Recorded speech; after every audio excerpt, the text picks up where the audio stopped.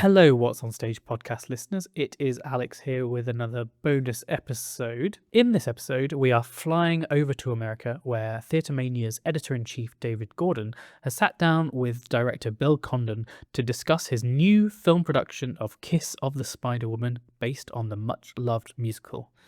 The conversation is grounded in Condon's experiences bringing much-loved musicals to the screen, like Dreamgirls or Chicago, for which he wrote the screenplay. Following his chat with Condon, David also sat down with Tonatiuh, who plays the role of Louis Molina in the film and has received rave notices. Hi, David Gordon from TheaterMania. Hi, Bill. How are you? Hey, David. Good to see you. You too. Thanks for doing this. Yeah, please. You too. I love the movie as any theater person would, but Not any, because it does. Yeah. There are always issues, right? Yeah, there are. The chat boards always tell their own story. But exactly. What I appreciated was that and I'm sure you've discussed this in other interviews, was that it was more of the cabaret school of doing things. Yeah. As opposed to straightforward adaptation. Can you tell me, tell me about putting pen on paper and how you decided to work that way? Yeah, I thought it was the obvious choice. Obviously, Cabaret did that and really dropped a lot of favorite great songs from that show, right? It's its own thing. And I think the lesson always is, that Cabaret movie exists. I think it is the ultimate movie musical. But look, it hasn't done anything to the show. The show's life exists. And the same with Chicago, Rob's idea of putting every number onto the stage and Roxy's imagination.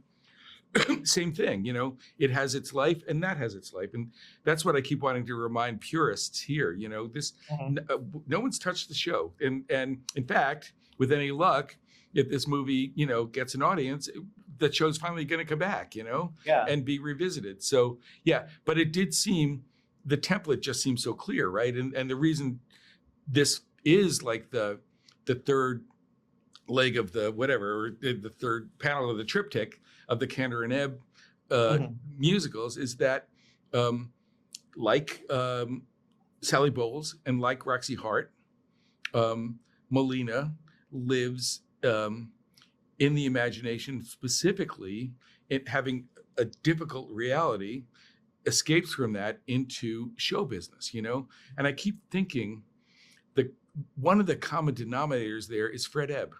Yeah. I think that is really, that defines who Fred Ebb was. He loved everything about show business, the tawdry part and the glorious part, and I always thought of, Puig was, a bit of a model for just demeanor and stuff for Molina, but I always thought, God, got to channel a little Fred Ebb too. Just, certainly his nasty wit, right? So anyway, that once you decide that, it's, and the second big decision was to just create the movie within the movie musical, one movie called Kiss of the Spider-Woman, right? And then figure out what songs in the score could fit into that, and as you would know this, but I went right back to purchase. I went back to drafts that Puig wrote with Fred. I was going to say, you got a couple of deep cuts in there. Oh yeah, no, 3 of them, right? And almost a fourth because the number at the drag club we filmed, but that was one of the ones that sort of fell by the wayside when we were honing the movie, so it's, and I think it's going to be, that's why I was so eager for, our tribe, right? The crew, the real, that we have the album out before and that we, have interviews like this to prepare people, because it is odd, because it is, I think it's Kander's, who loves opera. It's his opera, right? I mean, and the music has got such scale and scope. And so, you can imagine a diehard fan coming. It's like, why are we getting these ditties, these Kander and Ebb ditties in the beginning, But it's because that, that fits into the overall conception. I did shoot day after that. Mhm. I that was a tough one not to do. But it was the conceit there again was that Molina kind of in his imagination takes something Valentine is saying and kind of puts it into the movie Revolutionaries, and he imagines it as musical. And it was like, nope, that was I didn't believe it. It was the one time when it felt like you were diminishing what was happening in reality, So it was, I thought, a pretty noble effort, but it didn't work. And then obviously Dressing Them Up, which is, just such a great song. I could not figure out how to get that into the movie within the movie, Yeah. He hums it a little bit right at the He beginning. does. Thank you. Yes. Yeah. Did you, when you were, I guess, pitching this to John Kander Yeah.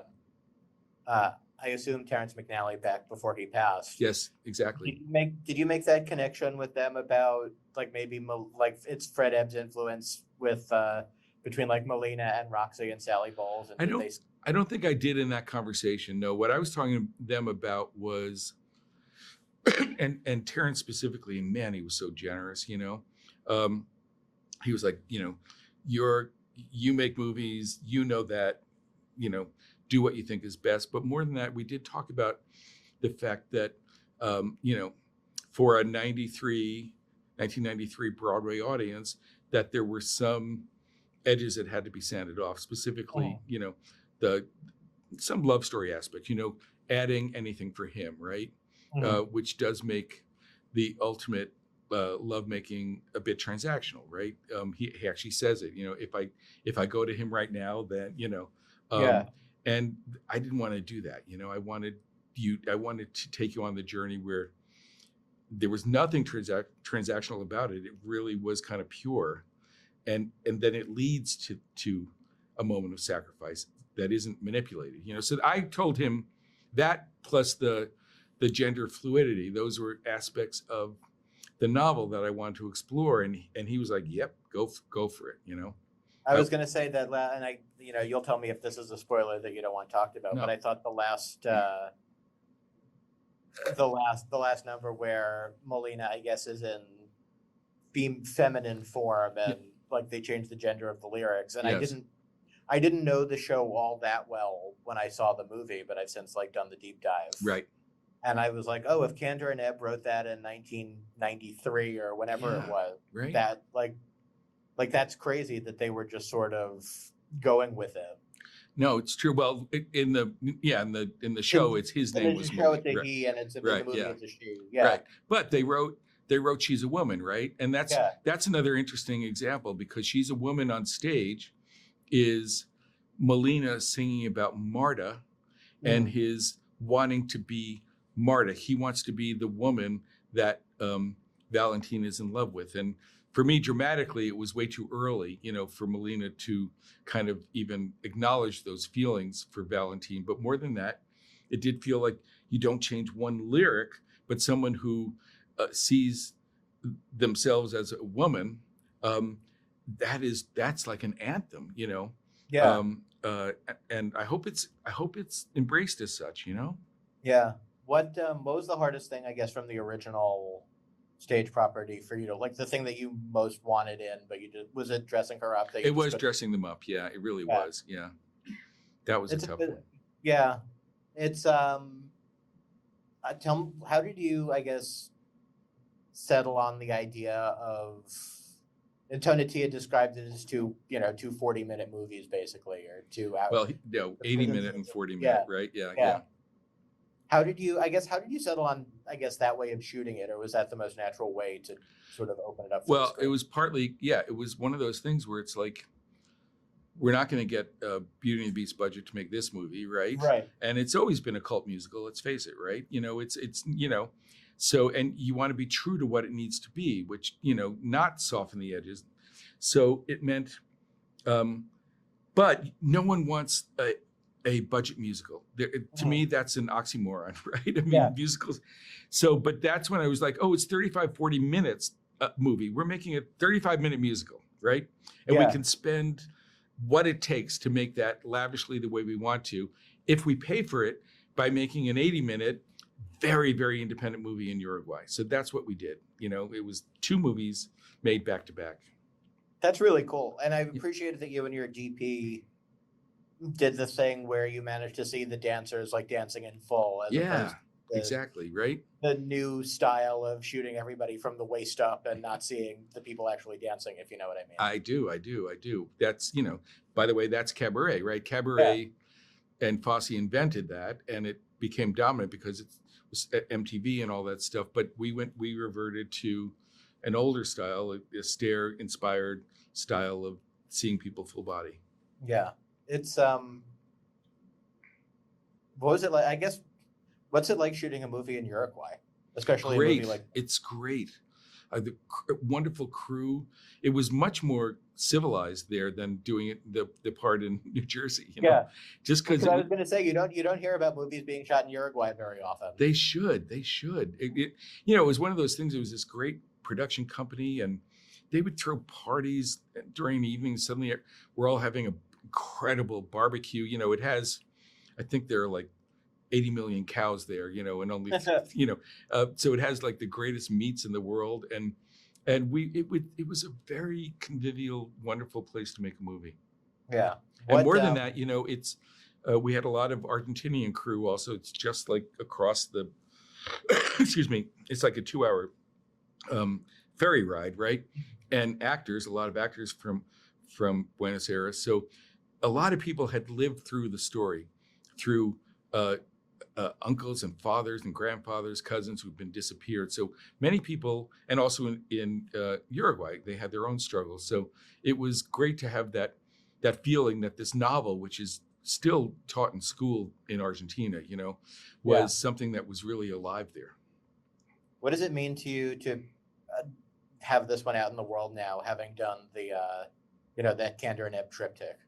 Oh man, it's so exciting to me, and it does. I gotta say, when I made Beauty and the Beast, I had this secret thing that would make me smile. I would go to the El Capitan, which is the movie palace on Hollywood Boulevard, and we recorded an overture, and there was a light show, and then the movie would start, and there were programs, and there were memorabilia, and it was like, okay, this is what I wanted to do, which is like duplicate for people what I experienced when I went to see, Oliver, and Funny Girl at the Criterion or the Rivoli or something like that, right?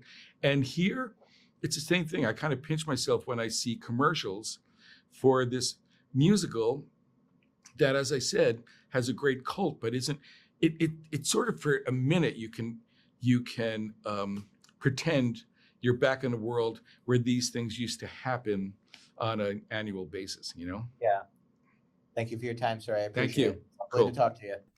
And now for David's interview with Tonatiuh, coming up. Hey, how's it going? David Gordon from TheaterMania. Nice to meet you. TheaterMania, what's going on? I love the movie. I also want to say that I loved you in Spirit of the People over the summer. Oh, did you get to see that? Yeah, what a wild play. Oh, it was fun, right? Yeah. Were you a Kiss of the Spider Woman devotee when you got this part? Had you seen it? Yeah, so I was familiar with the play, and I saw the Braga film, the Babenco film, but I didn't know the musical until the audition. That must have been an experience for you, getting to just be part of, I guess, both worlds, the prison world and the musical world. It was honestly really incredible, because we did shoot 2 movies, right? Like, we shot a musical film with its own arcs, characters, accents, etc. And then we went to the prison in Uruguay and got to tell a whole different world. And it was fun. I got to play 2 different characters, which was really like a blast.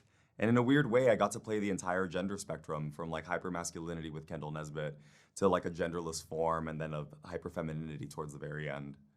I was going to say, can you talk about that as like a queer performer and like what that means to portray it authentically throughout the spectrum in this manner? I mean, I think it's just fun as an artist to be able to embody so many different like characters. Yeah. And I love the challenge of being able to train to dance next to Jennifer Lopez, which is an insane sentence. I don't know how I'm saying that right now. I was going to say that must not be intimidating at all. Okay, so I have like this weird thing in my brain where like leading up until they say action, I'm nervous. And then once they say action, I'm like, no, it's on. Yeah. Like, let's go. But she's incredible. Like it was like watching history being made. I remember watching Give Me Love, just shocked at how incredible it was. What does it mean to you to be part of this project? At a time when queerness is under attack, storytelling and art in general always seems to be on the chopping block, and this movie just sort of emphasizes the importance of like truth and living authentically and being your best self. I always ask myself, like, what are we fighting for? Right? And I think that the beauty of art is that it holds a mirror to our experience, but it also reminds us of where we want to go. I think what I'm really proud of this film is that we center someone in the genderqueer spectrum, right? That becomes our hero in Molina. And I think that we also have 3 Latin leads getting the Hollywood treatment. And so it's been really nice to carve out and center the dignity of both of those communities. Thank you very much. I appreciate your time. Yeah, my pleasure. Thanks for all the love at TheaterMania. Nice to meet you. Thank you for listening to this bonus episode of the What's on Stage podcast. We'll be back with full episodes every Friday and a smattering of bonus episodes in between.